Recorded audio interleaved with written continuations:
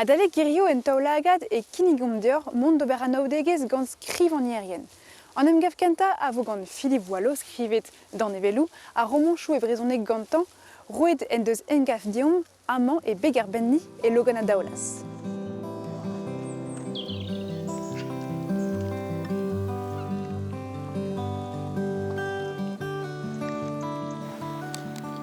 Aranta Philippe met dans ce compte. Nekefal. A l'erzi dior kaznil. Ya, ba logona zo ar gur barados.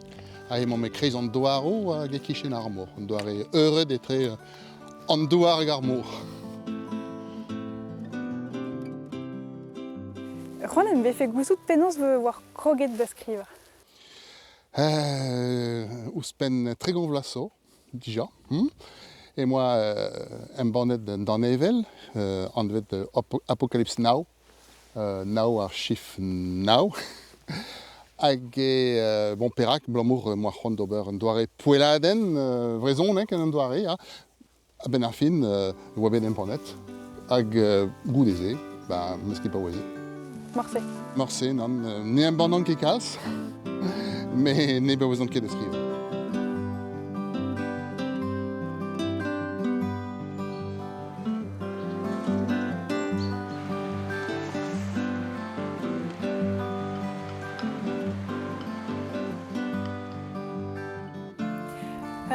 Philippe Boulen veus gant ur kas ul gant ur a gunan epken, pe ini eo.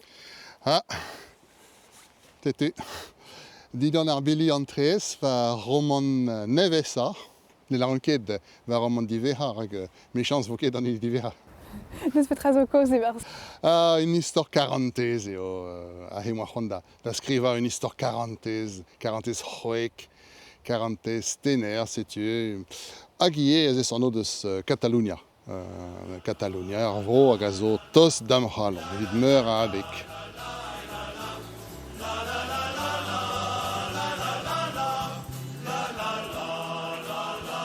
Daoust hag e skrivit maremañ. Ya. Ha he ez eus daou roman var astern ganin.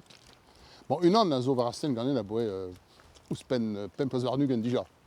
Du amzer zo c'hoest.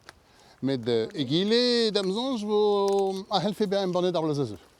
Deus petra zo koz, tu zo gouzout? Ah, ya, vit krege, ar pot, a zo bet o VAG, betek Tahiti zo ken, hag distriar ar vro, da vreiz, hag hennem gav e kreiz an nec'h, e brovenet. Hag setu, hag c'hoarvezo gantan, ur berntraoù, setu ne larinke iroc'h. Merci braz, Philippe Boileau de veave gant eom. Nentra. Merci braz da vezañ tersen ar c'hanon. Kenta tro? Kent a tro, gant fijadur.